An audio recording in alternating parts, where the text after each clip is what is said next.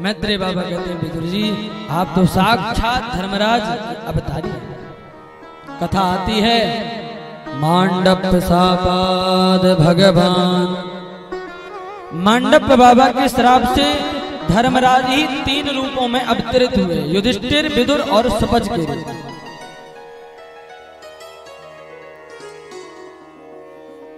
मांडप बाबा अपनी कुटिया में बैठ करके भजन कर रहे थे। उसी समय 4 चोर राजा के राजकोष की चोरी करके भागे। राजघराने से चोरी करके भागे तो राजदूत 4 उनके पीछे लगे। भागते भागते चोर बहुत भागे पर सैनिकों ने पीछा नहीं छोड़ा। तो मांडप बाबा की कुटिया दिखाई पड़ी।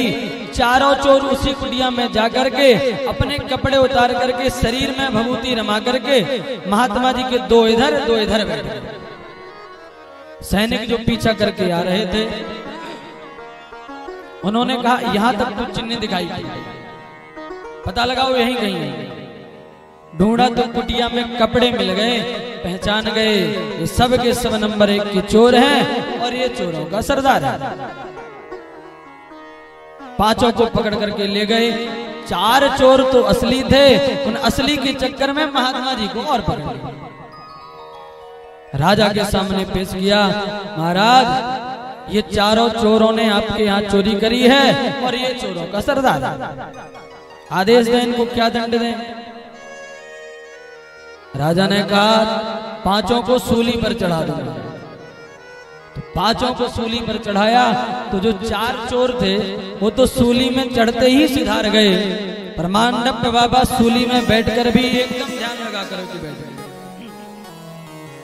सैनिकों ने राजा को खबर करी, महाराज 4 तो मर गए पर वो दाढ़ी वाले बाबा तो वहां भी मस्ती से बैठे। राजा को लगा हमसे भूल हो गई, आकर के क्षमा मांगी, महाराज क्षमा करें, सैनिकों से अपराध।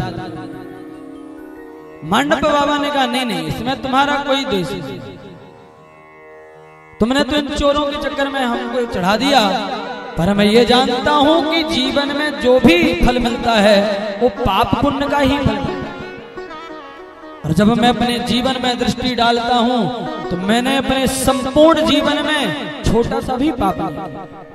तो ये फिर कौन से पाप का मुझे फल मिला है, बस यही मुझे समझ में नहीं आया।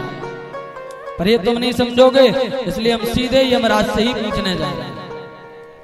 तो मांडप बाबा सशरीर धर्मराज की सभा में पहुंच गए। धर्मराज ने स्वागत किया, आइए स्वागत है।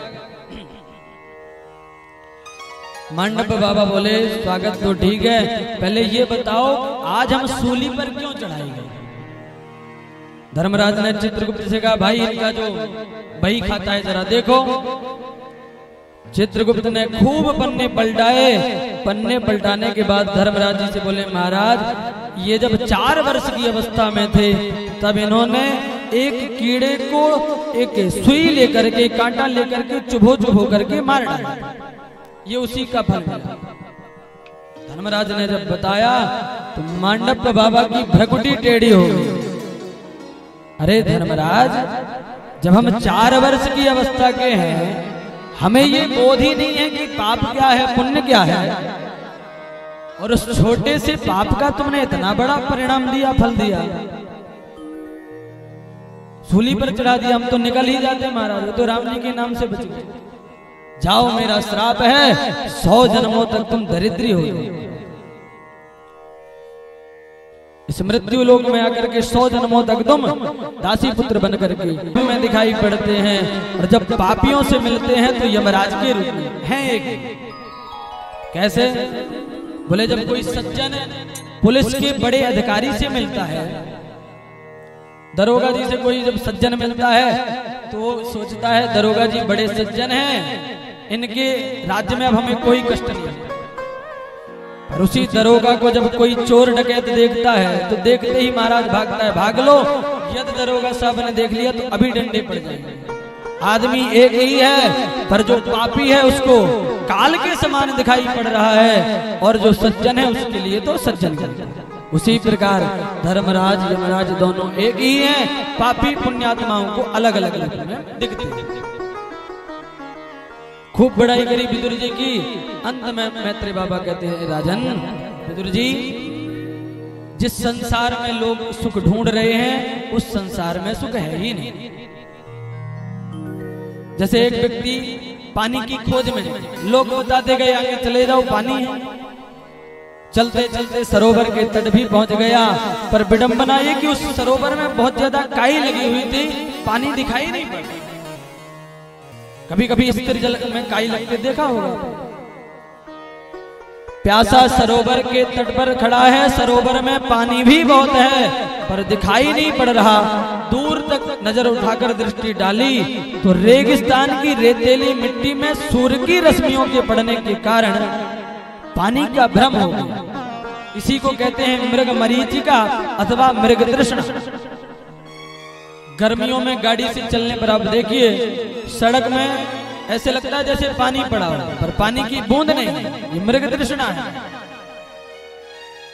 प्यासे को भ्रम हो गया, जहां पानी दिखाई पड़ रहा था वहां दौड़ पड़ा तो भटकते भटकते रेगिस्तान में मर गया, सूखी पानी नहीं। उसी प्रकार भगवान ने हम सबके भीतर आनंद का सागर भर रखा है, और उस आनंद के सागर में अज्ञानता की काई जमी है, जिसके कारण दिखाई नहीं पड़ता। बाहर के विषयों में सुख हो गया, भ्रम हो गया सुख का कि ये मिल जाए तो सुखी हो जाऊं, वो मिल जाए तो सुखी हो जाऊं। सुख के साधन स्वरूप हर वस्तु को जुटाता रहा पर सुखी कभी नहीं हो पाया। क्यों? क्योंकि बाहर जो सुख दिखाई